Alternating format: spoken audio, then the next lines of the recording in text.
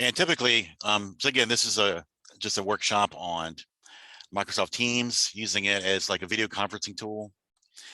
And I'm recording this live, so we'll post it on our YouTube page. And typically I make sure I'm recording on my computer versus on the cloud.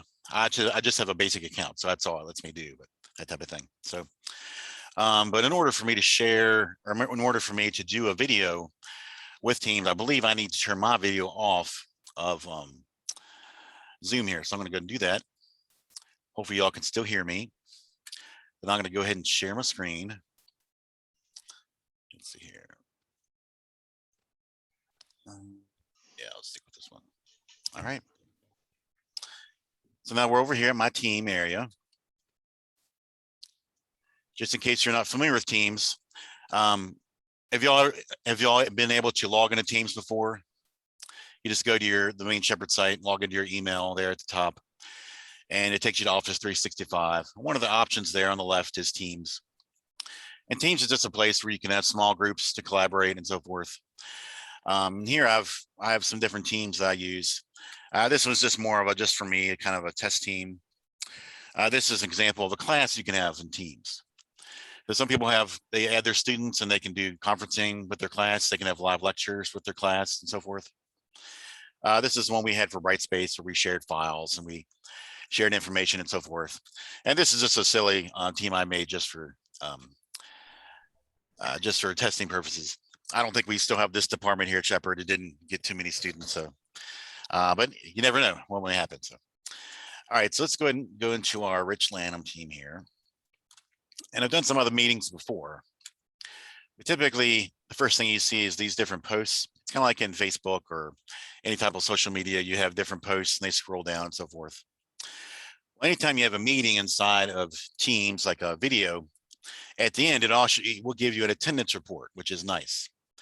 See, if you do have them for a class, this enables you to do it so you can see who was in your class. You don't have to worry about, well, was the student missing or did I write all those names down?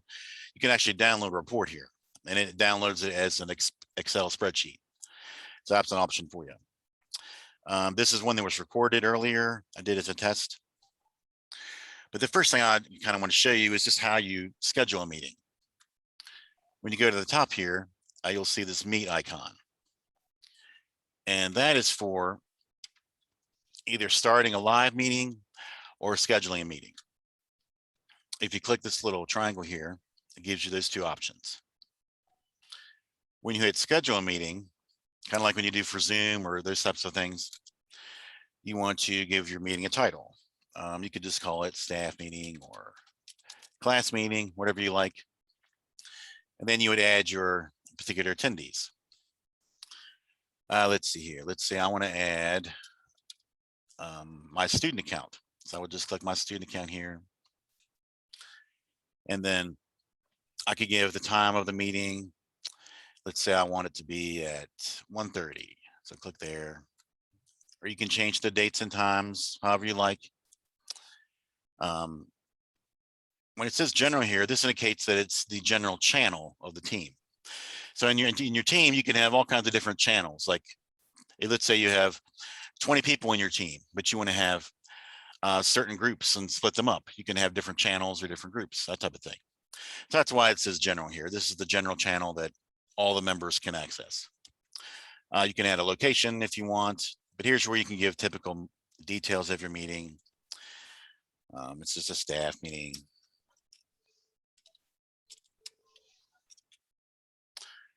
And then when you're ready, we're going to send it to this student here, and we just hit send. What that does is it now sends it to that student. It also puts it on your calendar. If you notice here on the far left, there's your calendar. We go over here, and now this meeting has been added. I have lots of other things going on here, but this is the one that was added today. And I can join it at 1:30, or I can go ahead and hit edit here. And this is what the student received. He received this icon here. It says staff meeting, and there's a link that automatically is created, and they can just click on it and join the meeting at the appropriate time. And there's other options here you could set for, your meeting options, very similar to Zoom, like if you want the person's camera to be on, those types of things. Those are listed there. A lot of these are on the online version. Right now I'm on the desktop version of Teams, but it's pretty much the same thing.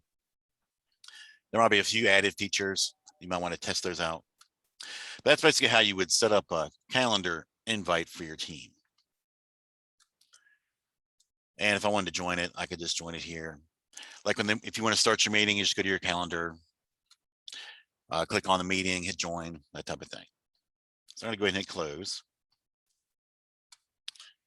Let me go back to my team. Instead of, and this is on my calendar, I already have this one listed here, staff meeting. So I can just go to my meeting here and click it. Let's say I just want to go ahead and start a meeting instead of having to schedule one, that type of thing. If I just go to the top and click meet now, I can start a meeting. And it typically opens up a new window. And you can see this new window, correct? Yep. Good, okay. So I can give my meeting a title, that type of thing. And this is the video that I have. I've noticed now it looks like I'm in the mountains somewhere. So it gives us this really handy background features or background filters, pardon me. All these different things I can add. Let's see. Now I'm at the beach. If I want to have a fancy office somewhere, you can have that. If you want to have strange looking balloons, actually this one more is like balloons. If I'm in San Francisco, you know, so there are all kinds of different fun things you can do. If you're playing Minecraft, that type of thing. This is the dark part of Minecraft. If you're familiar with Minecraft at all, anything like that. I do like the mountains, so I'm going to stick with the mountains area. You don't have to have any. You can just have it blank. You can blur it. This is one I typically started using when I was working from home. I was trying to make my room look decent, sort of forth, because it's my bedroom as my office. You know? And so I found this blur one. I just usually put that up. But also, I think some people, I like to have the kind of a nice background. But it's really up to you. Some places don't let you do that, but I think it's nice, little interactive area. You can adjust your sound here. Don't use sound, that type of thing. But when you're all ready to join, you just hit join. And then it connects you to your meeting. Now we did send an invite out. That was just to my student account. So that's, you know, he's not going to answer right now. He's kind of busy. But this is typically what you'll find. Now, if you do want to go ahead and add more participants, you can click here. Also, you can copy the meeting link. And it just copies it to your clipboard. That means it's when you hit copy and paste, whenever you hit copy, that means it's copying to your clipboard. It's this kind of imaginary clipboard. And once you're doing that, then you can put that in an email or send it to whoever you like. If you just want to add participants, this will pop up here and you can type in their name, that type of thing. But that's pretty much how you add people to your meeting. You can also go up here to show participants, do the same thing. This is also if you want to see the conversation. Let's say this is where your chat would be located. That's going to give them information about your meeting and so forth. And these look very familiar. If you're familiar with the Microsoft area, you can add attachments, which is pretty neat in your chat. I've done a lot of meetings where I've had to add, we share files or we share URLs of different things. Like when we're setting up all the LTIs for Brightspace, I was working with a lot of vendors. If you want to add pictures, all that type of thing inside of your chat. You can also do the, you know, the thumbs up, all these types of things. So very similar to Zoom, all these different features you have. It even has breakout rooms. You can automatically assign them, or you can do them manually. As many as you want. It all depends on how many participants you have.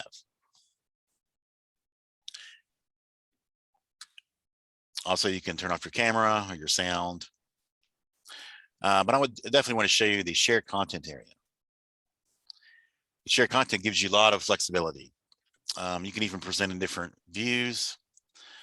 I tried the reporter view. with a PowerPoint, but it didn't quite work right. It's kind of like you have that little window above the screen, and then you're sitting in a corner, kind of like this, duck down, and it has the window up here. That's kind of that type of view.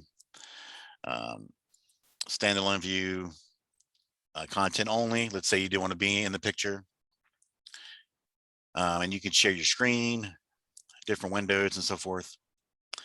You can also share PowerPoints, that's very handy inside of meetings you're having, or even a class you're teaching.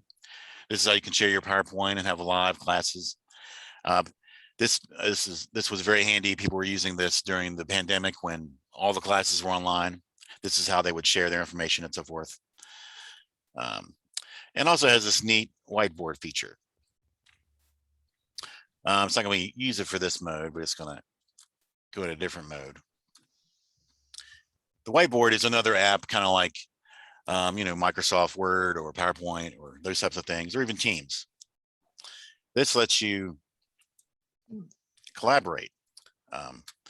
You can take a pen and whoever's in your meeting can collaborate as well. And one of the things I remember they talked about was you can create little notes here. Just add a note. There we go. And you can have different topics. Let's say you're in a meeting and you're doing like a brainstorming session. You can have different topics that you're sharing. And if everyone is in the meeting, can collaborate at the same time and share ideas. So it can be a neat, powerful tool in that way. Let's see, we can move this around, make it bigger, change its colors. Yeah, we'll slide that down. There we go.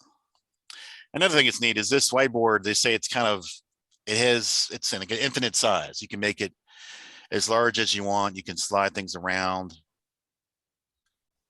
can be very handy for collaboration. Again, you can just move things around however you want. You can just delete that. If we want to erase our little picture here. So that can be very handy, and that whiteboard is saved. Once it's stopped presenting, it's saved inside of that meeting, where I showed you earlier. Right now I'm going to stop presenting and go back to my screen here. If I want to present something else, I can go back here and I can present this here PowerPoint and show what that looks like. So now the students can see it just in this mode. Let's see if it does the standout mode. Yeah, there we go. So I can actually be in the PowerPoint. That's something might be kind of fun to do. Again, this is just a silly PowerPoint I made. Maybe if let's see here. I'll move over here. No. So I guess you're going to be on the right side. So these points maybe aren't the best place to put them, but then we go over here, and that's the end of the PowerPoint. But also you can go ahead and you can make edits on the PowerPoint or make highlights if you want to highlight something in your PowerPoint. That type of thing. And that didn't work out so well. We're going to erase that. Let's see, erase. There we go. Go back to our cursor. And when you're done, you just hit leave. And you can also record these just like we do in Zoom. So actually, I did close our meeting. So, yeah, and then it gives this message here. How was the quality of your meeting? That type of thing. Let me go ahead and meet again because I forgot to show you some things. Go back in here. Because the recording feature, what it does, it records it, and then automatically it's going to be in that chat again. And in order to record your meeting, we're going to go back up here to our settings under more actions. There's lots of different settings here. You would just hit start record. So I'll go ahead and do that now. Now up here, it says we're recording. And some other neat features, there's live captions. So now if I'm talking, hopefully you can see the words that are on the screen. And if I mumble, then the words maybe sound a little jumbled and that type of thing. But if I do enunciate properly, like sometimes I do mumble. That's why I'm saying that. Actually, this picked it up pretty well. So yeah, does have a transcript right there. So this is great for accessibility, for students that have trouble maybe with hearing or with vision. They have kind of both options available to you. All right, so I'm going to go ahead and dismiss this here. And if for some reason you don't want the closed caption, you can always turn it off here. And now it's no longer there for you. Let's see here. In some versions of the meetings, you'll have these other views like the together mode. Together mode is neat. It looks like you're in a like in a stadium and have little icons. That's a neat thing you'll see in different meetings. I'm not sure why right now it's not letting me do that, but it's kind of a neat feature. It's not something really neat, but if you need meeting info about what's going on in your meeting, if you need to share that link again, that option's there for you. Call health is interesting. That's kind of based off of your internet and your speed and so forth. It's letting you know the quality of your meeting. This is just kind of a lot of technical stuff here, but you can check that out. And device settings is kind of which camera you're using, which audio. There are times where maybe your camera's not working, or you have two cameras, you have a laptop and also one of these webcams. You have to make sure you choose the right one. And this is where you would choose those settings. So, and it's giving me my audio here. That's pretty good. So that's kind of how you would do a meeting in Teams in a nutshell. Is there any questions? Well, if you just start a meeting, nobody would know about it, right? That's correct. So you'd almost schedule it and then let people in. Definitely. That's how you would do it. You just schedule it earlier, like we showed you, and then share that link with your class. You could put it inside of like a Brightspace announcement or somewhere, just to email them however you want, and just give them that link. And then do the students have the ability to do this on their own? Oh, definitely. Okay, so they could set up their own meetings. They could they have Teams as well through their Office 365. This would be great. I think, right, because we're going to be starting a group activity. I think now, where do kids normally meet up? Is it Google Docs, or there's something they do where they can collaborate? But boy, if they're face to face like this will be great. There are a lot of different options out there. I mean, this one is just, it's already built in our system. They're used to using Outlook, so it's just kind of there. It's kind of nice to be integrated. Yeah. There's Google Hangouts or Google Meet, those type of things. Yes. I was wondering, when I share my screen and I use the whiteboard, right? Yes. Let's say I write something on the whiteboard and then I want to switch to my PowerPoint. And then when I go back to my whiteboard again, will I be able to continue typing? Or because in Zoom, you don't, I seem to have, always problems, in Zoom. So when you choose the text in the whiteboard, right? So you go to whiteboard, you share whiteboard, you choose text and you type. And then if you have to temporarily switch to to your PowerPoint and then come back, you no longer will be able to continue typing. So you have to delete and start typing again. So I don't know, either I'm doing something wrong in Zoom. Let's check it out here. Let's discover that function. Sure. Let's see here. Because at times it can be annoying. I mean, you just want to switch between, two screens, share them with students, and then one of them becomes, not available, dysfunctional. Oh yeah. Let's see here. If I type hello, and let's see here. It's if I want to go back to a PowerPoint. Yes. Stop presenting, and let's share a PowerPoint. And we'll go back to our boring presentation. Yes. Because we just could not get enough of that. Okay.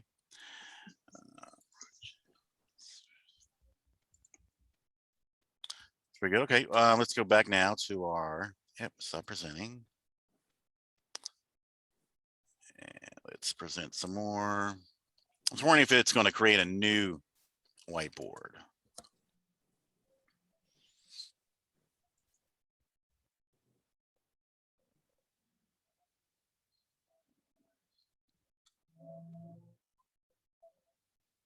Oh, okay. Oh, I see. So you can continue typing. Okay. Mhm. So it's not lost. Mhm. Yeah, so go back in there and then you can, Mhm. Yeah. Okay, thank you. Yeah. Sounds good.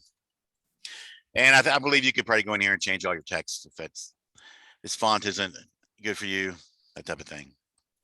There might be somewhere in there to change the fonts. Let's see if I can scroll. There we go.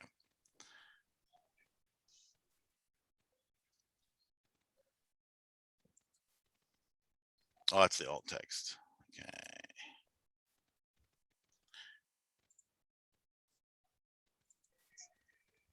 Well, you might have to dive into the settings a little bit to find a different font, but yeah. Cool. Okay. Give your actions here too. Sometimes the features there can be so many features, it can be a little overwhelming. So I would say, play around with it. You suggested that if you kind of started your own meeting, you'd be the only one there. That might be a good time to go ahead and test things out. You can even record lectures there, and then because what happens is when you leave your meeting, I think I might have already done this earlier. Let's see here. Okay, yeah, this one I was recording. Now it's saving it. Depending on how long your meeting is, will determine how long that takes for it to save and so forth. And what it'll do, it'll save it, I think, in your like your OneDrive. And then you can access it later. So this one's taking a while because it's a little longer, but that's okay. This is one I had earlier. But also you can up here in your general section of your team, you can also add a whiteboard, that area. You can add lots of different features here. I added a to-do list. This is the files area where it saves your files. These are specific to your team. Here we go. These are some recordings of the meetings. This is the one I just had. So I can go back and watch it later. It's an MP4, so you could download it if you need it. You want to upload it to Brightspace or share that link. That's how you would do that. Yeah, let's go back to general. So is there any other questions regarding our teams here? Nope, I'll play around with it. Okay. There's a lot of information on the Microsoft.com channel, and there's also a lot of great videos on YouTube, which I've learned a lot from as well.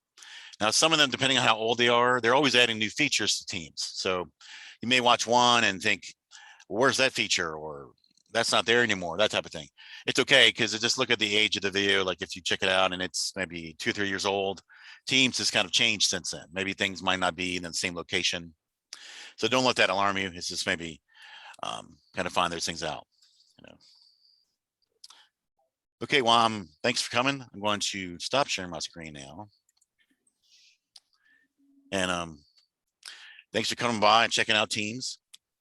Normally we have some more, or I have some more lectures and not lectures, but demos during the week. But this week, this is the only one I'll be able to be doing, just because of some other projects I have going on. But I know Kate's gonna be having some more information later this week. And next week, I know we'll continue some more about Brightspace. The town halls, I know I'm not going to be available tomorrow. Kate may be doing a town hall, but I'm not sure. But things are moving pretty good with Brightspace, so I think it's going well. So Yep, thank you. no problem. We'll see you next time. Well, thank you. Take care.